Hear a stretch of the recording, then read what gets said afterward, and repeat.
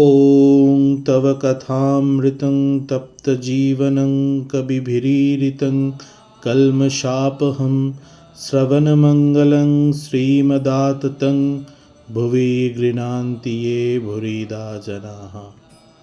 শ্রী শ্রী রামকৃষ্ণ কথামৃত প্রথম খণ্ড থেকে পাঠ করছি পঞ্চম পরিচ্ছেদ। সংসারার্ণবঘোরেয়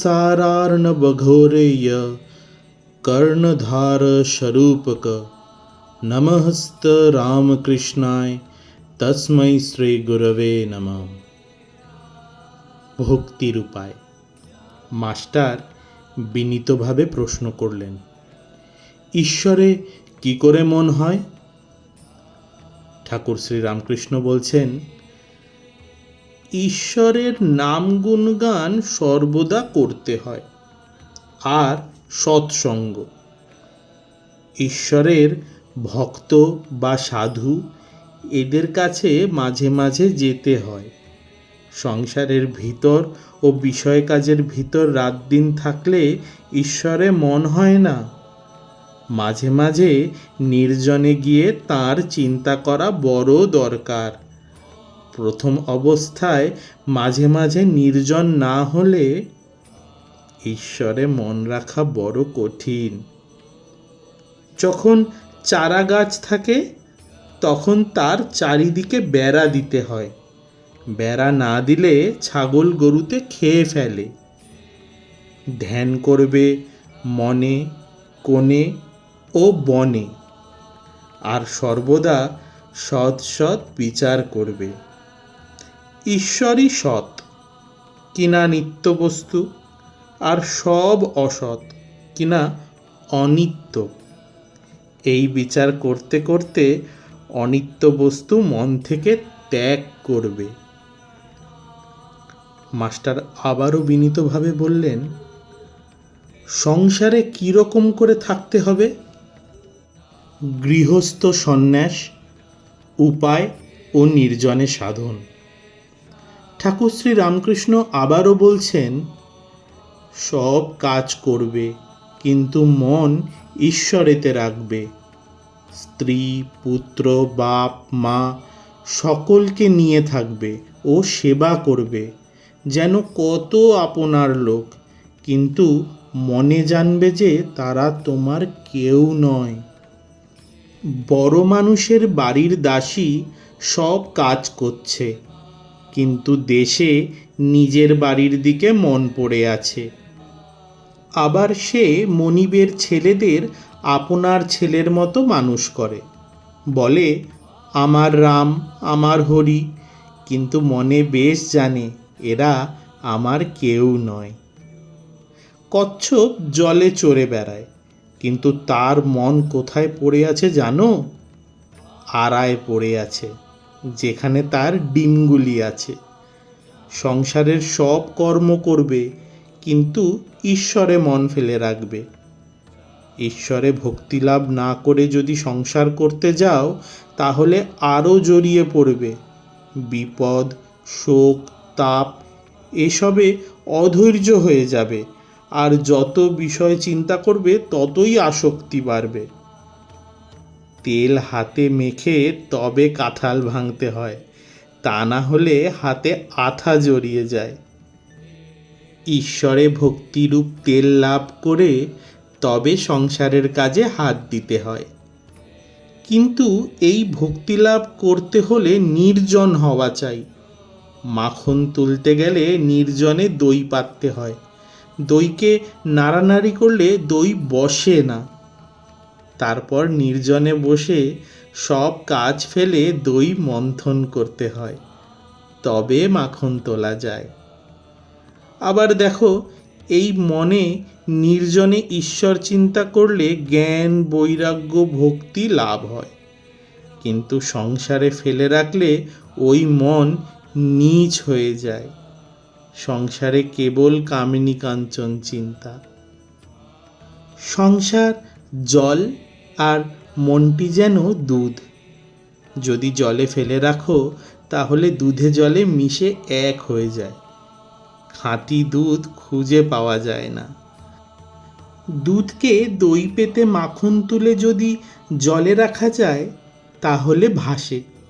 তাই নির্জনে সাধনা দ্বারা আগে জ্ঞান ভক্তিরূপ মাখন লাভ করবে। সেই মাখন সংসার জলে ফেলে রাখলেও মিশবে না, ভেসে থাকবে। সঙ্গে সঙ্গে বিচার করা খুব দরকার। কামিনী কাঞ্চন অনিত্য, ঈশ্বরই একমাত্র বস্তু। টাকায় কি হয়? ভাত হয়, ডাল হয়, কাপড় হয়, থাকবার জায়গা হয়, এই পর্যন্ত। ভগবান লাভ হয় না। তাই টাকা জীবনের উদ্দেশ্য হতে পারে না। এর নাম বিচার, বুঝেছ? এবার মাস্টার জবাব দিলেন, আজ্ঞা হাঁ, প্রবোধচন্দ্রের নাটক আমি সম্প্রতি পড়েছি, তাতে আছে বস্তু বিচার। ঠাকুর শ্রীরামকৃষ্ণ বললেন, হাঁ, বস্তু বিচার। এই দেখো, টাকাতেই বা কি আছে, আর সুন্দর দেহেই বা কি আছে? বিচার করো, সুন্দরীর দেহেতেও কেবল হাড়, মাংস, চর্বি, মল, মূত্র এই সব আছে। এই সব বস্তুতে মানুষ ঈশ্বরকে ছেড়ে কেন মন দেয়? কেন ঈশ্বরকে ভুলে যায়? ঈশ্বর দর্শনের উপায়। মাস্টার জিজ্ঞাসা করলেন, ঈশ্বরকে কি দর্শন করা যায়? ঠাকুর বলছেন, হ্যাঁ, অবশ্য করা যায়। মাঝে মাঝে নির্জনে বাস, তার নাম গুণগান, বস্তু বিচার, এইসব উপায় অবলম্বন করতে হয়। কি অবস্থাতে তাকে দর্শন হয়? খুব ব্যাকুল হয়ে কাঁদলে তাকে দেখা যায়। মাঘ ছেলের জন্য লোকে এক ঘটি কাঁদে, টাকার জন্য লোকে কেঁদে ভাসিয়ে দেয়, কিন্তু ঈশ্বরের জন্য কে কাঁদছে? ডাকার মতো ডাকতে হয়। এই বলিয়া ঠাকুর গান ধরিলেন, ডাক দেখি মন ডাকার মতো, কেমন শ্যামা থাকতে পারে, কেমন শ্যামা থাকতে পারে, কেমন কালী থাকতে পারে। মন যদি একান্ত হও, জবা বিল্ল দল লও, ভক্তি চন্দন মিশায়ে মার পদে পুষ্পাঞ্জলি দাও। ব্যাকুলতা হলেই অরুণ উদয় হয়, তারপর সূর্য দেখা দিবেন। ব্যাকুলতার পরই ঈশ্বর দর্শন। তিন টান একত্র হলে তবে তিনি দেখা দেন। বিষয়ীর বিষয়ের ওপর টান, মায়ের সন্তানের উপর, আর সতীর পতির ওপর টান। এই তিন টান যদি কারো একসঙ্গে হয়, সেই জেরে ঈশ্বরকে লাভ করতে পারে। কথাটা এই, ঈশ্বরকে ভালোবাসতে হবে। মা যেমন ছেলেকে ভালোবাসে, সতী যেমন পতিকে ভালোবাসে, বিষয়ী যেমন বিষয় ভালোবাসে। এই তিনজনের ভালোবাসা, এই তিন টান একত্র করলে যতখানি হয়, ততখানি ঈশ্বরকে দিতে পারলে তাঁর দর্শন লাভ হয়। ব্যাকুল হয়ে তাকে ডাকা চাই। বিড়ালের ছানা কেবল মিউ মিউ করে মাকে ডাকতে জানে। মা তাকে যেখানে রাখে সেখানেই থাকে। কখনো হেসেলে, কখনো মাটির ওপর, কখনো বা বিছানার ওপর রেখে দেয়। তার কষ্ট হলে সে কেবল মিউ মিউ করে ডাকে, আর কিছু জানে না। মা যেখানেই থাকুক, এই মিউ মিউ শব্দ শুনে এসে পড়ে। জয় শ্রী গুরু মহারাজ জি কি জয়। जय महामाई की जय। जय स्वामी जी महाराज जी की जय। जय गंगा माई की जय।